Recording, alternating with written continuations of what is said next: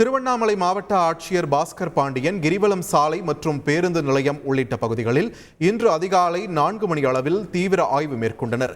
பக்தர்களுக்கு இடையூறாக பிச்சை எடுக்கும் நபர்கள் மற்றும் திருநங்கைகளை கண்டறிந்து அவர்களை அங்கிருந்து மாவட்ட காவல்துறை உதவியோடு அப்புறப்படுத்தினர். மேலும் இதுபோன்ற செயல்களில் தொடர்ந்து ஈடுபட்டால் கடுமையான நடவடிக்கை எடுக்கப்படும் என்றும் அவர்களை எச்சரித்து அனுப்பினர். புதுச்சேரிக்கு செல்ல பேருந்து இல்லாமல் அவதிப்பட்ட மக்களுக்காக இயக்கப்பட்ட சிறப்பு பேருந்து வழியில் பழுதாகி நின்றதால் பயணிகள் அவதியடைந்தனர்.